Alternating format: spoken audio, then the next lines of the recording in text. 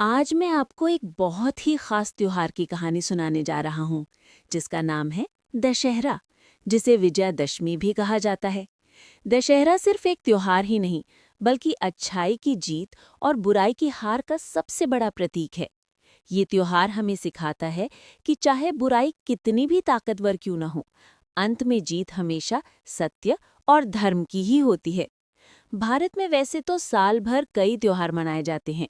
कोई रंगों का त्योहार है, कोई रोशनी का, कोई भाई बहन के रिश्ते का।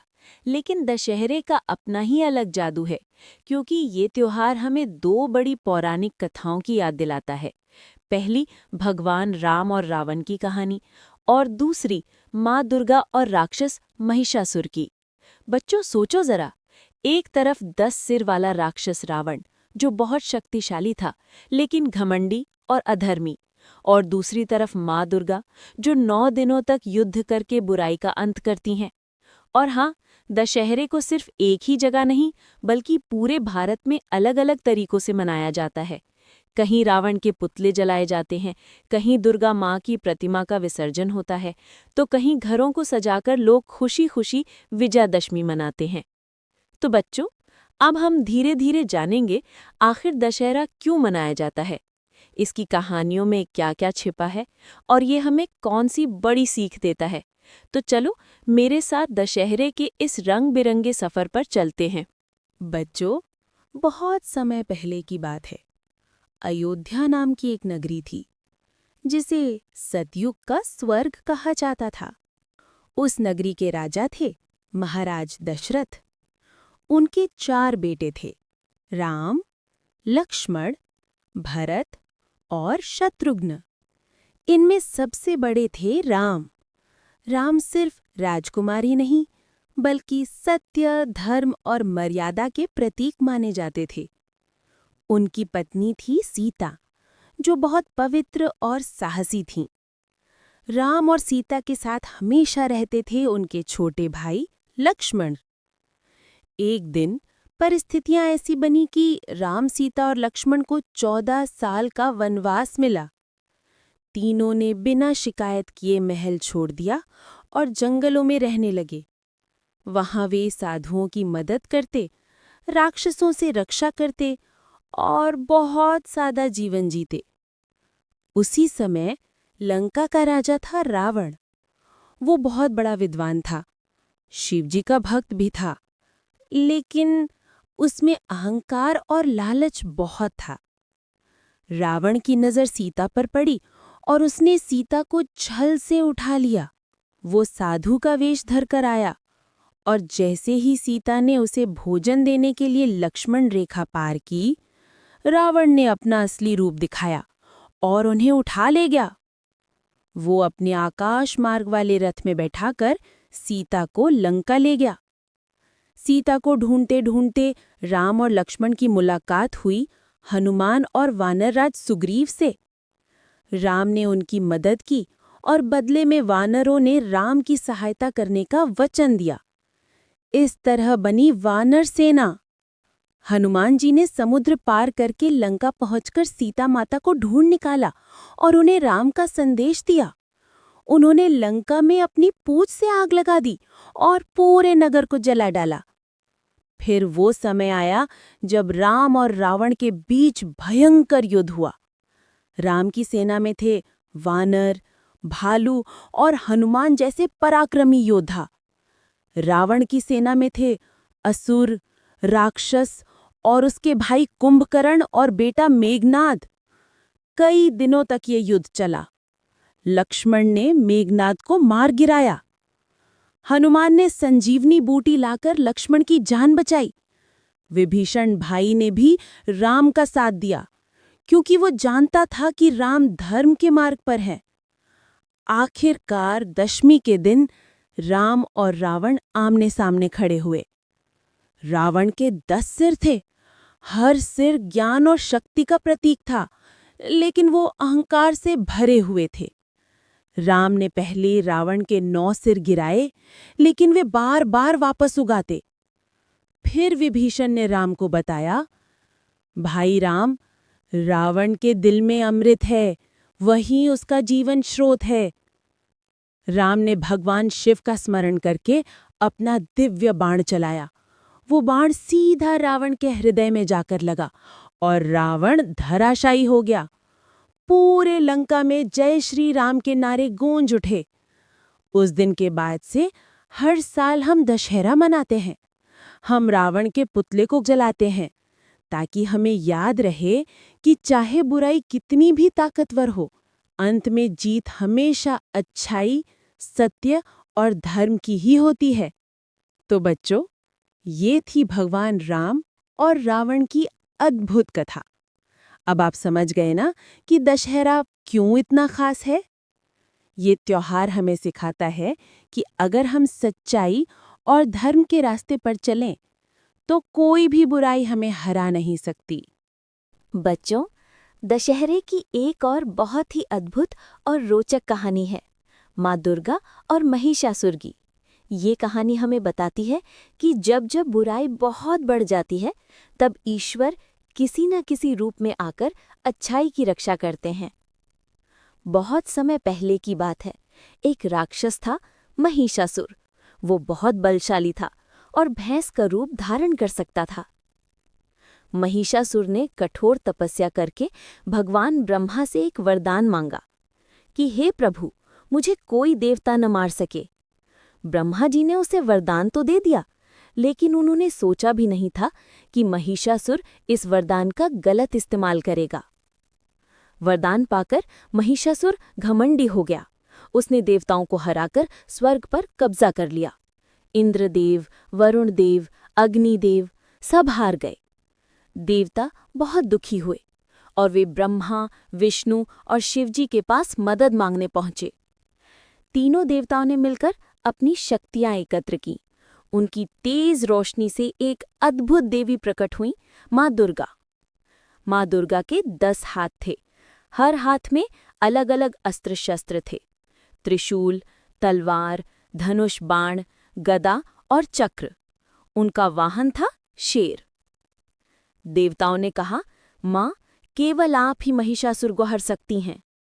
माँ दुर्गा और महिषासुर के बीच भयंकर युद्ध शुरू हुआ। महिषासुर कभी भैंस का रूप लेता, कभी हाथी तो कभी शेर का, लेकिन माँ दुर्गा हर रूप में उससे लड़ती रहीं। ये युद्ध लगातार 9 दिनों और 9 रातों तक चलता रहा। धरती, आकाश और पाताल, हर जगह युद्ध की गर्जना सुनाई देती थी। देवता ऊपर से जय जयकार कर रहे थे और राक्षस डर से कांप रहे थे। आखिरकार 10वें दिन यानी विजयादशमी को माँ दुर्गा ने अपने त्रिशूल से महिषासुर का वध कर दिया। महिषासुर जमीन पर गिर पड़ा और उसकी बुराई का अंत हो गया। देवताओं ने फूलों की वर्षा की और पूरा ब्रह्मांड जय माँ दुर्गा के नारों से गूंज उठा। बच्चों, ये कहानी हमें सिखाती है कि चाहे बुराई कितनी भी शक्तिशाली क्यों ना हो, अंत में न्याय, सत्य और भलाई की ही विजय होती है। इसी कारण हम नवरात्रि के 9 दिन माँ दुर्गा की पूजा करते हैं और 10वें दिन विजयादशमी या दशहरा मनाते हैं। तो बच्चों, ये थी माँ दुर्गा और महिषासुर की कहानी। राम और रावण की तरह ये कथा भी हमें यही संदेश देती है कि अच्छाई चाहे देर से जीते, लेकिन जीतती जरूर है। बच्चों, आपने देखा कि दशहरा राम, रावण और माँ दुर्गा की जीत की याद में मनाया जाता है। लेकिन क्या आप जानते हो, हमारे भारत के हर राज्य में ये त्योहार अलग अलग अंदाज में मनाया जाता है। चलिए, अब हम एक मज़ेदार यात्रा पर निकलते हैं और देखते हैं कि देश भर में लोग कैसे कैसे दशहरा मनाते हैं। सबसे पहले चलते हैं उत्तर भारत, दिल्ली, उत्तर प्रदेश, पंजाब और हरियाणा की ओर। यहाँ दशहरे पर सबसे खास होता है रामलीला और रावण दहन। गांव-गांव और शहर-शहर में बड़े-बड़े मैदानों में पंडाल सजते हैं। कलाकार भगवान राम, लक्ष्मण, सीता और हनुमान की भूमिका निभाते हैं। लोग बड़े शौक से रामलीला देखने आते हैं। दशमी के दिन रावण, मेघनाद और कुंभकर्ण के विशाल पुतले जलाए जाते हैं। जैसे ही पुतले जलते हैं, आतिशबाजी से आसमान चमक उठता है और बच्चे खुशी से ताली बजाने लगते हैं।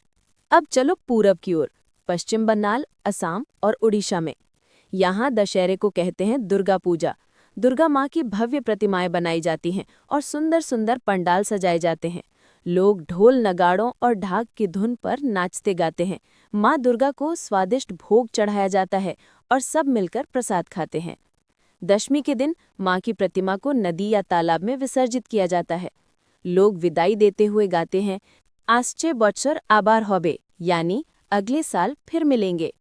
चलो अब चलते हैं दक्षिण भारत, कर्नाटक, तमिलनाडु और आंध्र प्रदेश में। यहाँ दशहरे का रंग कुछ अलग ही होता है। कर्नाटक के मैसूर शहर का दशहरा तो पूरी दुनिया में मशहूर है। राजमहल रोशनी से जगमगाता है, शाही जुलूस निकलता है जिसमें हाथी, घोड़े और सुंदर सजावट वाले रथ चलते हैं। तमिलनाडु और आंध्र प्रदेश में लोग घरों में गोलू सजाते हैं, यानी अलग अलग खिलौनों और मूर्तियों को सीढ़ीनुमा मंच पर सजाकर पूजा की जाती है। बच्चे बच्चियां घर घर जाकर भजन गाते हैं और मिठाइयां बांटते हैं। अब आओ चलते हैं पश्चिम भारत, गुजरात और महाराष्ट्र की ओर। गुजरात में नवरात्रि के दिनों में डांडिया और गरबा खेला जाता है। रात भर लोग रंग बिरंगे कपड़े पहनकर गोल गोल नाचते हैं। महाराष्ट्र में दशहरे पर लोग अपटे के पेड़ की पत्तियां एक दूसरे को देते हैं। इसे सोना कहते हैं। लोग मानते हैं कि इससे दोस्ती और भाईचारा बढ़ता है और जीवन में समृद्धि आती है। बच्चों, अब चलते हैं पहाड़ों की ओर, हिमाचल प्रदेश में। यहाँ कुल्लू का दशहरा बहुत प्रसिद्ध है। ये त्योहार पूरे 7 दिन तक चलता है। देश भर से लोग यहाँ आते हैं और ढोल नगाड़ों, मेले और झांकियों का आनंद उठाते हैं। तो बच्चों, देखा आपने, दशहरा एक ही त्योहार है, लेकिन भारत के हर राज्य में इसे अलग अलग ढंग से मनाया जाता है। कहीं रामलीला होती है, कहीं दुर्गा पूजा, कहीं गोलू सजता है, तो कहीं गरबा खेला जाता है। लेकिन एक बात हर जगह समान है, ये त्योहार हमें अच्छाई की जीत और बुराई की हार की याद दिलाता है। तो बच्चों, आपने अब तक जाना कि राम जी ने कैसे रावण को हराया, माँ दुर्गा ने कैसे महिषासुर का वध किया, और भारत के हर कोने में लोग दशहरे को कितनी खुशी और उमंग से मनाते हैं। लेकिन क्या आप जानते हो, इस पूरे त्योहार का सबसे बड़ा संदेश क्या है? दशहरा हमें सिखाता है कि चाहे बुराई कितनी भी ताकतवर क्यों न हो, अंत में जीत हमेशा सच्चाई और अच्छाई की ही होती है। राम जी ने रावण को केवल अपने बल से नहीं हराया, बल्कि धैर्य, साहस और धर्म का पालन करके विजय पाई। इसी तरह माँ दुर्गा ने भी धैर्य और शक्ति से महिषासुर को हराया। तो बच्चों, हमें भी हमेशा सच्चाई के रास्ते पर चलना चाहिए। बच्चों, रावण सिर्फ बाहर का नहीं था, असल में रावण हमारे अंदर भी छुपा हो सकता है, जैसे गुस्सा, लालच, आलस, झूठ बोलना या दूसरों को तंग करना। जब हम दशहरे पर रावण का पुतला जलाते हैं, तो हमें ये भी सोचना चाहिए कि हमें अपने अंदर की बुराई को भी जलाना है, ताकि हम अच्छे इंसान बन सकें। दशहरा हमें ये भी सिखाता है कि मिलजुल कर रहना ही सबसे बड़ी ताकत है। राम जी को भी विजय तभी मिली जब हनुमान, लक्ष्मण और वानर सेना ने मिलकर उनकी मदद की। इसी तरह माँ दुर्गा को भी देवताओं की शक्ति और आशीर्वाद मिला। तो बच्चों, हमें भी हमेशा मिलजुल कर रहना चाहिए, दोस्तों की मदद करनी चाहिए और सबके साथ प्यार से पेश आना चाहिए। तो बच्चों, याद रखो, दशहरा सिर्फ एक त्योहार नहीं है, ये हमें जीवन की सबसे बड़ी सीख देता है। सच्चाई और अच्छाई की हमेशा जीत होती है। हमें अपने अंदर की बुराइयों को हराना चाहिए और हमें मिलजुल कर प्यार से रहना चाहिए। इसलिए इस दशहरे पर आप सब भी एक छोटा सा प्रण लो कि आप हमेशा सच बोलोगे, मेहनत करोगे और दूसरों की मदद करोगे। यही है असली विजयदशमी की सीख।